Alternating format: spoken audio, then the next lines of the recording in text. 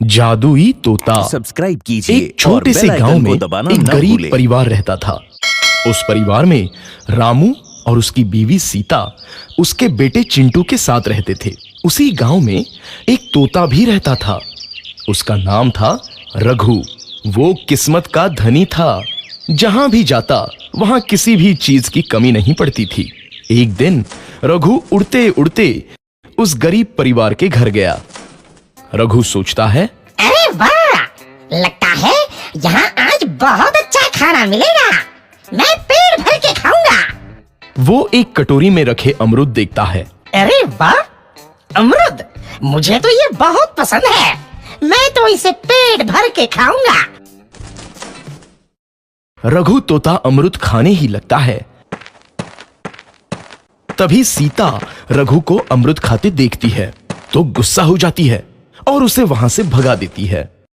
भाग यहाँ से, न जाने कहां से आ जाते हैं। मैं तो परेशान हो गई हूं इनसे।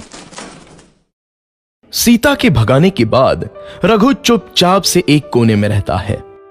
धीरे धीरे उस परिवार की बरकत होने लगती है। एक दिन रामू और सीता खाना खाते वक्त बातें करते हैं। आजकल हमारी बहुत तरक्की हो रही है, काम भी अच्छा चल रहा है। रामू कहता है। इस पर सीता कहती है, सच कहा, भगवान हमेशा ऐसे ही हम पर मेहरबान रहे। बेटा चिंटू भी कहता है, पिताजी, मुझे खिलौना लेके दो ना, मेरे सभी दोस्तों के पास है।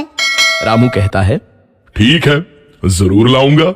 सीता कहती है, कितने खुश है सब, मेरे परिवार को किसी की नजर ना लगे। एक तरफ ऐसी बातें होती हैं तो दूसरी तरफ रसोई में रघु तोता भी अमरूद खाते रहता है। मजा आया, अमरूद खाया, मजा आया, अमरूद खाया, मजा आया। तभी सीता रसोई में आती है और रघु तोते को अमरूद खाते देख बहुत गुस्सा होती है। सीता रघु को बाहर निकालने के लिए पिंजरे में अमरूद रखती है। रघु जब अमरूद खाने लगता है तो पिंजरे का दरवाजा बंद हो जाता है और वो उसमें फंस जाता है। मुझे बाहर निकालो, मैं यहाँ फंस गया हूँ, मुझे बचाओ। अगले दिन सीता पिंजरा उठाकर बाहर दूर उस रघु को छोड़ देती है। रघु के जाते ही उनके घर आई बरकत धीरे धीरे कम हो जाती है। उन्हें बहुत घाटा होता है। सीता कहती है, ये क्या हो रहा है, अचानक इतना कैसे बदल गया? अभी तक तो सब कुछ अच्छा चल रहा था। रामू कहता है, लगता है भगवान हम पर रूठ गए हैं। चिंटू भी कहता है, लगता है अब मुझे खिलौने भी नहीं मिलेंगे। और वो रोने लगता है और बाहर चला जाता है। कुछ दिन बाद रघु तोता फिर से उस घर में आता है। वापस आया, मैं वापस आया, अब मैं जमकर अमरूद खाऊंगा। रघु सीधा रसोई घर में चला जाता है और अमरूद खाने लगता है। कुछ देर बाद सीता रसोई में आती है और रघु को देख कहती है, एक तो घर में पहले से इतनी दिक्कत चल रही है और ऊपर से ये तोता मुझे और परेशान कर रहा है। सीता रघु को वहां से भगा देती है। रघु उड़कर किसी कोने में छुप जाता है। कुछ दिन बाद धीरे धीरे उस घर की बरकत वापस आने लगती है। काम भी अच्छे से चलने लगता है। एक रात जब रघु तोता अमरूद खाने जाता है तो पिंजरे में फंस जाता है। ये लोग आखिर चाहते क्या हैं? एक तोते को शांति से अमरूद खाने क्यों नहीं देते? मैं कौन सा चोरी कर रहा हूँ? बस अमरूद ही तो खा रहा हूँ। तभी रामू वहां आता है और पिंजरे में रघु तोते को देख उसे बाहर छोड़ देता है।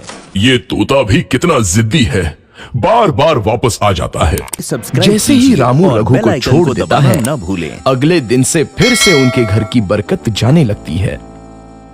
काम में घाटा होता है। किसी को समझ नहीं आ रहा था कि ऐसा क्यों हो रहा है। रघु तोता घर आता है तो अचानक बरकत आती है और जब रघु तोता को बाहर निकालते हैं तो बरकत चली जाती है। एक दिन सीता रघु तोते के घर आने और बाहर जाने की स्थिति पर नजर रखती है। ये तोता जब भी घर आता है तो घर में बरकत आती है और जैसे ही ये घर से बाहर जाता है तो उसी के साथ बरकत भी चली जाती है। कहीं ये जादुई तोता तो नहीं है?